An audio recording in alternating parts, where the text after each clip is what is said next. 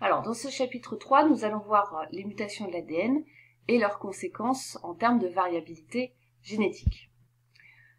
Alors, tout d'abord, qu'est-ce qu'une mutation? On a pu voir à travers cet exemple de levure, qui pouvait être de deux couleurs, rouge ou blanche, qu'il y avait une différence ici au niveau de la séquence d'un gène, le gène AD2. On a une différence ici d'un nucléotide. Et c'est ça qui génère la différence de couleur. Alors, une mutation, c'est une modification de la séquence d'ADN, et c'est elle qui va créer de nouveaux allèles des gènes. Alors, il existe différents types de mutations. Elles peuvent se faire par substitution, c'est le premier cas ici. On a ici une cytosine qui est remplacée par une adénine, ça s'appelle une substitution. Ou il peut y avoir perte d'un nucléotide, par exemple la cytosine ici, n'existe plus dans la séquence mutée. À l'inverse, il peut y avoir ajout d'un nucléotide. Ici, par exemple, cette thymine a été ajoutée dans la séquence mutée, elle n'existait pas dans la séquence normale. Donc voilà pour ces trois types de mutations qu'on appelle des mutations ponctuelles parce qu'elles ne touchent qu'un nucléotide, substitution, délétion ou addition. Alors comment se forment ces mutations? Quelles en sont les conséquences? Donc l'origine des mutations. Alors on a pu voir au cours de l'activité qu'elles apparaissaient spontanément à une fréquence très faible. En effet, on a pu, au cours de cette expérience où il s'agit de prélever une levure rouge, la mettre en culture, puis cette culture, donc il s'agit à ce moment-là de cellules de levure sœurs les unes des autres, on les remet en culture sur un milieu et quelques temps après, on constate que de nouvelles levures rouges ont poussé. Et dans quelques boîtes, on voyait l'apparition d'une levure blanche. Donc cette levure blanche, c'est une levure mutée. Comme toutes les 200 boîtes qui ont été étalées sont dans les mêmes conditions, il n'y a pas de facteur qui a varié dans la culture, ces mutations sont donc apparues de façon spontanée. On avait vu qu'il n'y avait que 3 colonies blanches qui étaient apparues en tout sur 20 000 boîtes, ce qui faisait un taux de 0,015%, ce qui était une fréquence très faible. Donc elles apparaissent spontanément à fréquence très faible. Malgré tout, certains facteurs de l'environnement peuvent augmenter cette fréquence. On les appelle des agents mutagènes. Ces mutations sont alors induites par l'agent mutagène. Alors, quel est le mécanisme de formation d'une mutation? Alors, il peut y avoir, dans tous les cas au départ, c'est une lésion de l'ADN. L'ADN va être abîmé. Deux cas de figure, soit une erreur de réplication.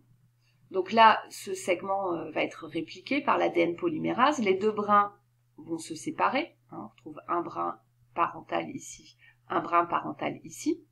Mais l'ADN polymérase ne va pas associer le bon nucléotide. Ici, par exemple, ça aurait dû être une thymine. Or, on a affaire à une cytosine.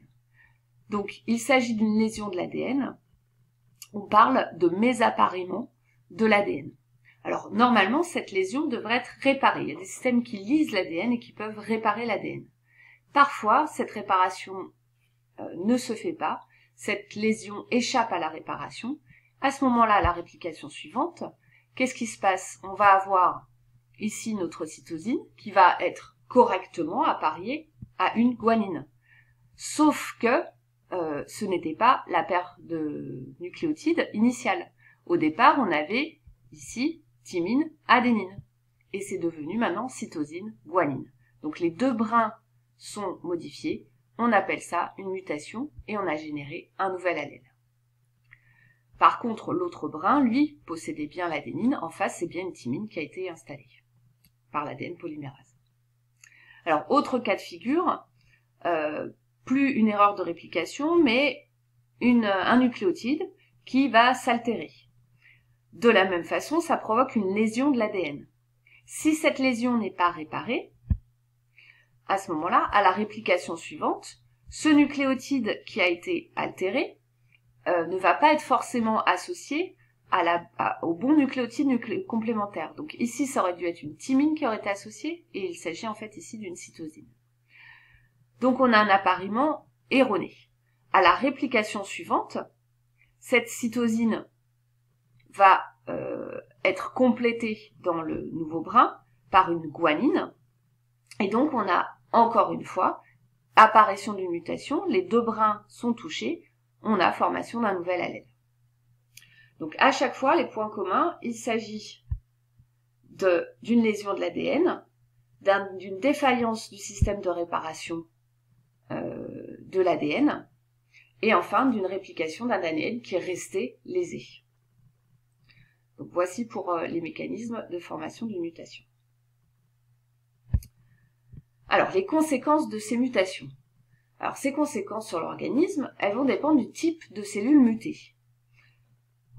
Ça dépend s'il s'agit de mutations qui ont lieu dans la lignée somatique, dans les cellules de la lignée somatique, ou dans celle de la lignée germinale. En ce qui concerne les mutations somatiques, donc par exemple ici, une mutation qui aurait lieu dans une cellule qui se divise pour donner les cellules de la peau. À ce moment-là, seules les cellules de la peau vont être touchées. Donc pour une mutation somatique, il n'y a que le clone de cellules somatiques qui va hériter de la mutation. Il n'y aura pas de transmission à la descendance. Donc quelques exemples, par exemple un grain de beauté, il s'agit d'une mutation au départ d'une cellule de la peau qui s'est multipliée. Ces cellules filles ont également eu la mutation, qui elles-mêmes ont eu la mutation. Donc on a affaire ici à un clone de cellules mutées. Mais les autres cellules, qui ne sont pas issues de la cellule qui a reçu la première mutation, sont normales. Autre exemple, par exemple cette pomme, au moment de la formation de cette pomme, dans les cellules qui vont donner la peau de la pomme, une cellule a dû subir une mutation, alors soit ça lui a donné une couleur rouge, soit une couleur verte, là on peut pas savoir. En tout cas, les cellules issues de la division de cette cellule de peau ont toutes hérité de la mutation qui lui confère le changement de couleur. C'est le cas également pour certains yeux chez des humains. Parfois les yeux ne sont pas la même couleur, ce qu'on appelle des yeux vairons, et c'est aussi parfois l'origine d'une mutation. Au moment où l'embryon se forme, où les iris se forment, une cellule qui est amenée à se diviser pour former l'iris mute et va donner un œil qui est d'une autre couleur par rapport à l'autre œil, qui contient des cellules non mutées.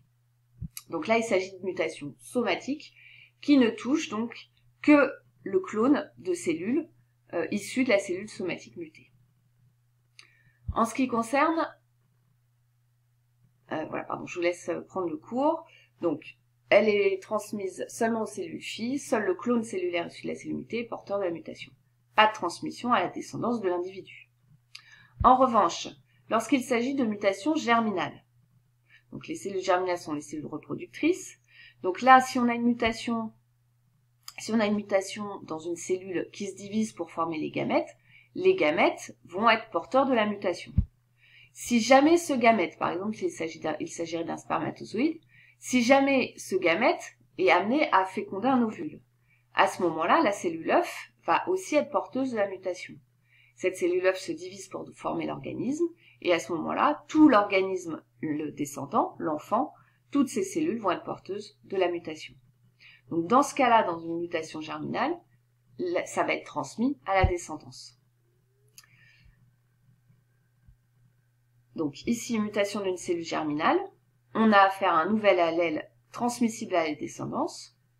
Si effectivement le gamète concerné est utilisé dans une reproduction, à ce moment-là, toutes les cellules du descendant portent le nouvel allèle. On a un exemple ici de tigres qui sont de couleur orangée, et dans leur descendant, on va voir apparaître un descendant qui est de couleur blanc.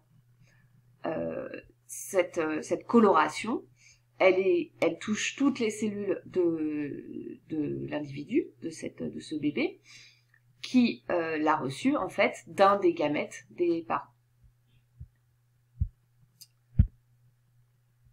Alors un autre argument à ces mutations au niveau des cellules germinales, c'est lorsqu'on étudie des trios.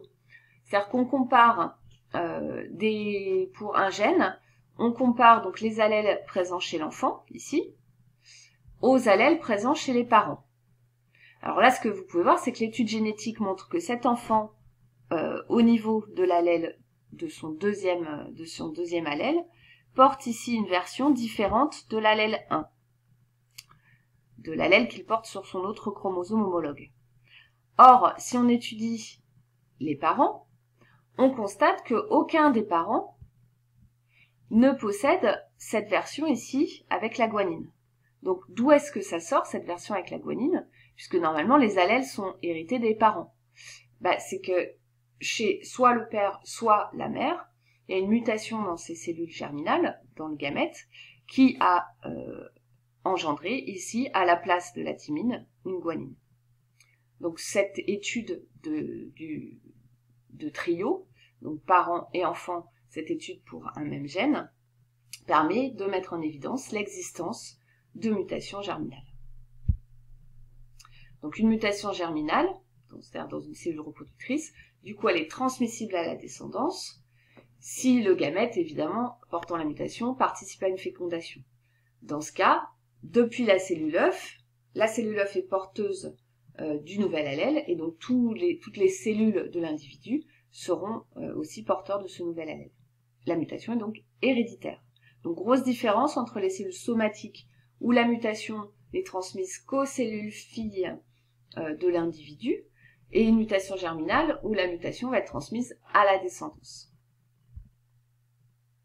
Donc si je résume, ici, une cellule somatique mutée, donc va entraîner, alors parfois la mort de la cellule, parce que la mutation empêche la survie de la cellule, ou si ça n'entraîne pas la mort de la cellule, toutes les cellules filles qui en sont issues vont former un clone, c'est-à-dire des cellules génétiquement identiques qui portent toutes la mutation.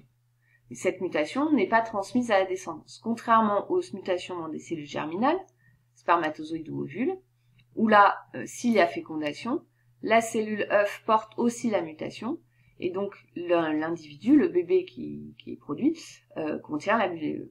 possède aussi la mutation dans toutes ces cellules. Alors les conséquences dépendent aussi de la nature et de la localisation de la mutation. Certaines mutations vont modifier le phénotype, apporter de nouveaux caractères à l'individu, mais en général elles sont sans effet, parce que la plupart, il y a beaucoup de parties de notre ADN qui ne sont pas des gènes, donc ça n'apparaîtra pas dans le fonctionnement des protéines et donc le fonctionnement des cellules, ou parce que la mutation est silencieuse. On avait vu que certaines mutations n'entraînaient pas de modification dans l'expression, dans les protéines qui découlent du gène. Alors les mutations sont source de diversité génétique au sein des populations. Par exemple ici, on a une diversité de couleurs de peau. Cette couleur de peau, elle est liée à un pigment qui est produit par des cellules de la peau et qui est produit par le gène, par la protéine MC1R qui est produite par le gène MC1R. Or, quand on regarde dans la population, il y a différents variants, différentes versions de ce gène MC1R, différents allèles. Ici, vous avez 5 exemples de ces variants. Donc, par exemple, celui-ci, ce variant-là, qui est celui de référence, donne une forte pigmentation de la peau, donc une peau très colorée. Par exemple, celui-ci, il y a insertion et une mutation par insertion d'un nucléotide. La protéine MC1R est plus courte, elle ne fonctionne pas. Du coup, le pigment ne peut pas être produit, la peau est plus claire et les cheveux sont roux. Donc, on peut avoir pour un même gène, dans la population, différentes versions. Donc, les mutations sont à l'origine de nouveaux allèles des gènes, des nouvelles versions. Au sein de l'espèce, attention, on a bien tous les mêmes gènes, mais différents allèles peuvent coexister pour un gène donné. Alors, ils sont apparus au fil du temps par des mutations germinales qui se sont répandues à la descendance, qui elles-mêmes se sont répandues à la descendance, etc. Donc, ils se répandent dans la population.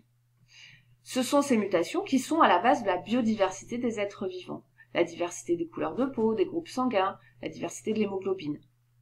Donc, ces mutations sont essentielles pour cette biodiversité.